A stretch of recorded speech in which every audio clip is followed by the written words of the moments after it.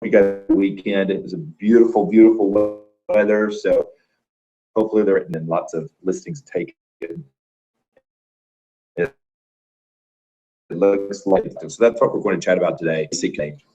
And one of the things that I tell you to always explain to your clients, that's what I want to explain to you today, is knowing expectations. How does it compare to other agents? So how is your performance comparing to other agents, or whether they're top producers? A little bit more detail around that, and that's something that Richard's going to be spending more time with you weekly under coaching calls. It's also something that I'm implementing and I'm refining on our KDNA tip sheets, so that way you know what expectations are. I was looking over the challenge for the week. It's been a huge help for me, that Richard collecting that information in your weekly coaching calls. So that way we can talk about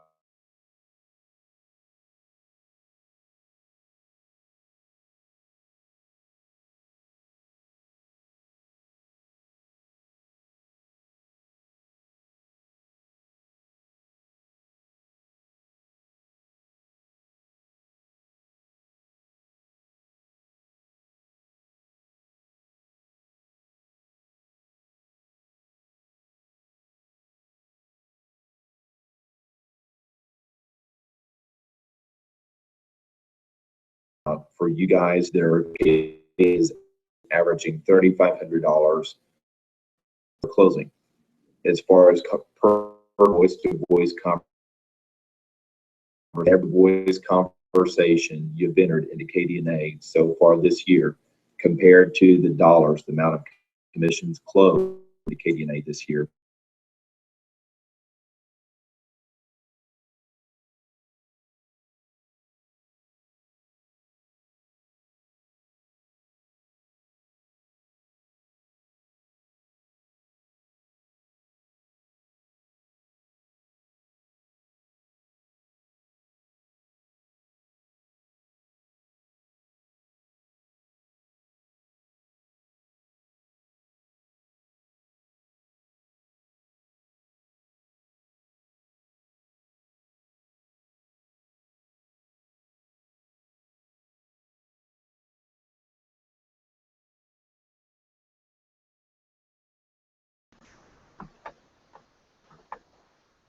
Okay, guys, hopefully you're back.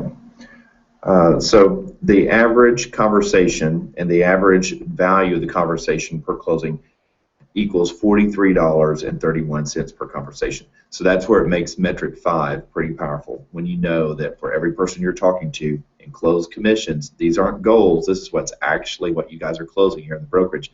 It's every conversation is worth $43.31. So keep that in mind, and that's why those conversations are so important. Richard gave me a lot of great information today based on your calls that you're having each week, and that's that should help in the value that we get out of the weekly KDNA coaching. So going over the weekly numbers, Kathy Crow had 200 postcards and flyers that she sent out, and she entered the notes section. So if you go to add post in your KDNA, then I can read what you're entering. So for example, she put direct mail, direct response postcards out in the hospital, around the hospital, because she's targeting that area for investors and for listing inventory. And there's another area that she also targeted. So 2 different geo farms that she's targeting. So that was real good information for me to know as far as what was put out in her call to action, what is making the phone ring on that template or on that postcard. So it's the I have a buyer formula, basically, is what she has on her postcard, which is she'll pay cash for properties. So I think that's what she usually has. So 200 of those went out last week. Good job. And then 38 contacts. So she spoke with 38 people, and of those were through her groups that she spoke at. And speaking to groups, those are voice-to-voice contacts in a group setting. It can be highly, highly productive. And that it led to, it looks like 2 listings, 2 sales opened last week for Kathy. So good job. And then Frederick had 3 sales opened last week. So good job, Frederick. Let me know if you'll all start using the add post in the KDNA next to each metric, then I can see, I want to know what sales that you opened last week. Where did those sales come from? On your buyer rep agreements that you had signed, looks like Frederick had a buyer rep agreement signed as well and a listing appointment held. So where did that listing appointment come from? Where did that buyer rep agreement come from? And this, it's real simple just to add post on next to the KDNA metrics. That way we can review and I'll be notified as well. And then Barbara, great job, had 31 contacts last week. And I know Richard's working with you on the number of hours contacted. So how many hours are you making contacts? And it's metric number 3. The reason this is so important is that it brings awareness to, sometimes if you don't have a lot in your pipeline, if you don't have a lot of properties in escrow or listings in escrow, then 70% of your time should be spent on new business development, right? Following the Mike Ferry coaching, Mike Ferry formula, then that's where we need to be, 70% of our time on new business development. And that goes directly back to metric number 3. How many hours last week are we spending on new business development, on creating contacts? So are those engagements on Facebook? Are those direct mail pieces? What is it that we're doing that is a dollar income productive activity? DIPA activities is what those coaches refer to that as. So Richard and I are going to be working closer and closer weekly on what you're doing with your time. How many hours are you spending on dollar income productive activities? And is it effective? Is it generating the results? Is it creating contacts? Is it creating appointments? Are those appointments moving to listings and those listings moving to sales? So those are the metrics that we want to talk about each week on a call. For you to have a productive coaching call with Richard, you have to make sure that you're speaking in regards to those metrics and speaking in regards to refining and tweaking the things that will move you on to productivity, which is going on more appointments, closing more deals, increasing your average commission amount. That's something that we've been working very hard on as a brokerage, increasing our average commission amount, and it has been coming up. So our per person productivity as a brokerage has come up in the last year significantly, which is kudos to Richard and to the management team and our marketing materials. A lot of the things we've been working on collectively, that's really increased our per person productivity. It's up about 30% from a year ago. So we want to keep working on that. We also want to work on increasing our average commission sale. So that's been going up as well. Okay, your number of hours previewing, looks like Tammy spent 11 hours previewing last week. Sarah Jones, 10 hours previewing last week. And it looks like Sarah also had 45 new contacts last week. Great job, Sarah. Tammy, 35 contacts. Jill, 45 contacts. Frederick, 60 contacts. Barbara, 31 contacts. Nana, 20 contacts. So this is, be sure to read your tip sheet, your KDNA tip sheet for metric number 5, because we talk about how many contacts you need to have a week to lead to an appointment, and how many appointments will your listing appointments, your buyer appointments. When you go to that KDNA tip sheet, we'll then talk about, I need to refine those, I'm not there yet, but how many appointments you need to have for a sale, etc. So it depends on your skill level and depends on where those people are coming from. And those are the things that will come up on the coaching call, is where do we need to tweak and refine the skills, so that way you're more effective with your productivity.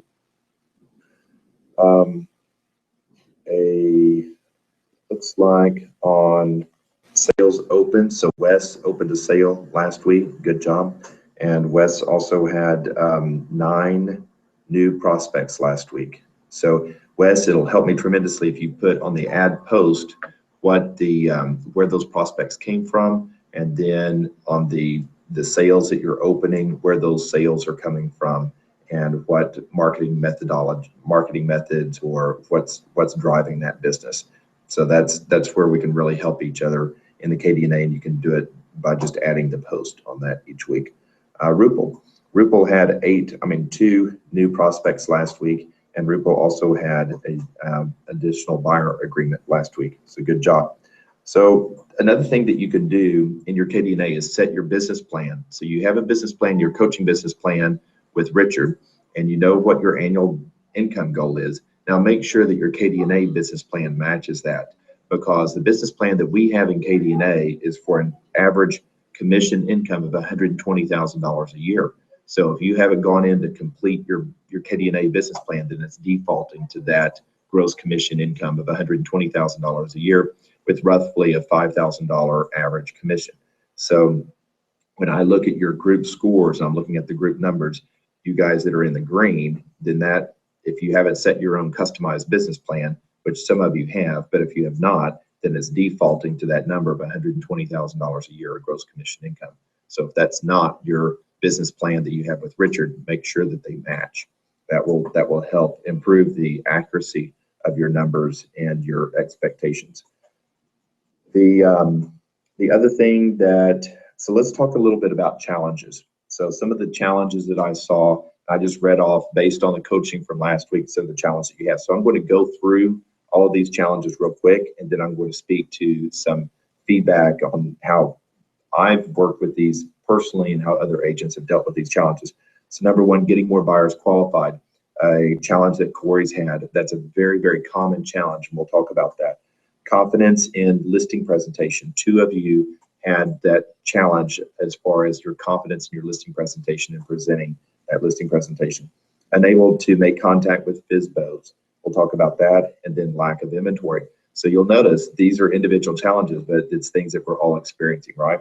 Okay, so let's first talk about getting buyers qualified.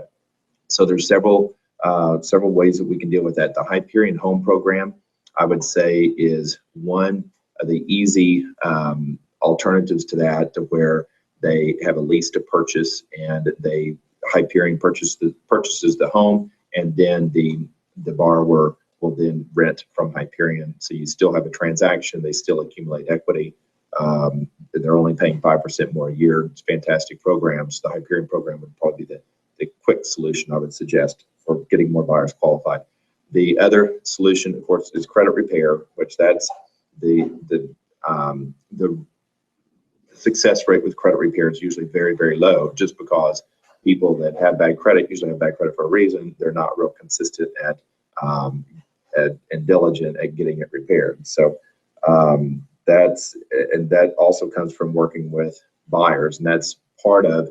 It's really difficult unless you know your numbers well enough to where you're generating enough buyers and where your buyers are coming from. That's why builders, and they're now targeting in new construction, they're not first-time home buyers, but buyers that are about 300,000, 350,000 plus. And that's because they're having the same challenge to get buyers qualified on a first-time home buyer. Between 120, under 250 or 300,000 is tough to do. So that's one of the things that I would ask you if you're having trouble getting buyers qualified. What price range are they in? On our pipeline referrals and our conversion referrals, if they're under 120,000, what I tell Jeremy is don't waste your time, because it's so difficult to get a buyer qualified in that price range. So make sure you're aware, what price range are you. I wouldn't spend any money targeting buyers that are under about 200 or 250,000 as far as the average price point. It's because it's so difficult statistically in the market to get them qualified. Okay, so confidence in the listing presentation. This is where the seller's guide is such a phenomenal tool in following that marketing plan and knowing how to facilitate that marketing plan. Be sure you're following and you review everything that's in the residential listing checklist, because the listing checklist that Erica has, and that will be in Back Agent probably this week, I think she sent it out at the last sales meeting, but that checklist outlines everything that's followed on that marketing plan. And that's powerful, powerful information, guys, that when you show them line by line everything that you're doing and what you're doing to get that property marketed and to get that property under contract, and then once you have it under contract, everything that you're doing, it's not just the things that are on that marketing plan in the seller's guide, but it's actually what's required to do that, to facilitate that line by line. So keep that, show that to them, how that's powerful information. That should give you more confidence in your listing presentation. Also, asking the right questions before you go out on that listing presentation. So following the Waller Group seller appointment form, that first question, which I always talk about, if you're comfortable when I come out on X night at X time, will you move forward with the listing agreement?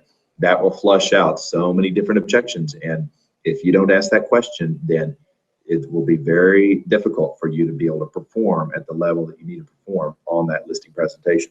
So listing presentations are asking the right questions. And if you can ask those questions before you get to the listing presentation, then the listing presentation is very, very simple. It's very easy. It's non-confrontational, and it's just a matter of collecting signatures. So that's how you want to feel empowered when you walk in. And if you're following the process, the Mike Ferry process and our process that you're trained on, then you'll do that. Okay, so moving on to unable to make contact with for sale by owners. Rupal experienced this, and we chatted about this last week. And one of the things with that she was frustrated with is the amount of rejection she was getting with for sale by owners. I've talked with Wes about this too, and this is where it's kind of a numbers game, and you have to really understand your numbers. So make sure that you're looking. We updated that, and I think I sent it out last week, our for sale by owner training program, and I'll be hosting an updated for sale by owner broadcast training this week. So I'll let you guys know what time, and it's a new and improved Waller Group for sale by owner program, and it has the numbers, how many people you need to talk to equal an appointment, and the exact process you need to go through. So if you haven't taken the Waller Group for sale by owner open house training, tape that again, and then also watch my broadcast on it this week, because you have to make contact with 50 to 90 for sale by owners before you can expect 1 to 2 listings. So that's where your expectations have to be in line with the number of contacts that you're making on for sale by owners, because a lot of them don't need a realtor. You're looking for that 1 or 2 that do, and before you'll be able to convert a listing. So it is a lot of rejection. But if you know you have to talk to 80 people that are going to say no before you talk to 5 people that say yes, then it certainly makes it a lot easier, right? Okay, lack of inventory, last but not least. So this is probably the #1 challenge if you were to ask all realtors in the marketplace what it is, and even some of the best realtors, that's what you'll hear is a lack of inventory. So how do we deal with that? And this is where the I have a buyer marketing and really knowing your geofarm is so important. When you look at NAR studies and you look at the greatest trainers in the business right now and the best brokerages in the business, then they'll all tell you the same thing, that real estate is more and more hyper-local, more local than it's ever been. It'll continue to go that direction as technology improves and as consumers have more information at their fingertips. So if you don't know your local market, and if you don't have access to inventory that they can't find online, then that puts you at a huge disadvantage. As you've heard me say before, in Briggs Freeman, Sotheby's, up to 40% of their business is not in the MLS. That's because they work a specific market. There's certain other brokerages in geographic areas to where 20-30% of the properties are not in the MLS. So make sure you're following our tip sheets on lead generation, and that addresses a lot of identifying more inventory. But I have a buyer flyer and marketing to your geographic farm, to where you should always have in your tool belt about 20% more inventory than what's in the MLS if you really know your market. So that goes back to the geofarming and really utilizing your geofarming skills. There are other areas of lack of inventory where that normally comes up is if you have a buyer that's looking outside of your geographic area. And that's where working with co-op agents, if it's outside of your area, you need to be on the phone with those other agents. What do you have coming up? What do you have that maybe I was showing a buyer yesterday, and I talked to several agents. I mean, just within 10 minutes of being on the phone with other agents I know in the market, I identified another 5 properties. These are 5 properties that are not in the MLS right now. These are 5 properties that probably never go in the MLS. And if I wouldn't have called those brokers knowing who sells that and what type of product I'm looking at for my buyers, they would have never had access to it. So you're doing your buyers a disservice if you're not talking with the other top agents in the community or in that geographic area that are selling those properties. So make sure that you're doing that. You're doing your job to identify inventory for them. Okay, guys, I'm at the end of time, our 20 minutes. Thank you for your attention today, and we will continue to refine and focus on these metrics on metric 3 and metric 5. How many hours a week are you working? What are you doing with that time? And how many contacts or engagements is that generating? And that's what business is about. And as long as you can increase your productivity and your efficiency in that direction, then you'll see tremendous, consistent results. So have a fantastic, productive, effective week. Thank you, guys.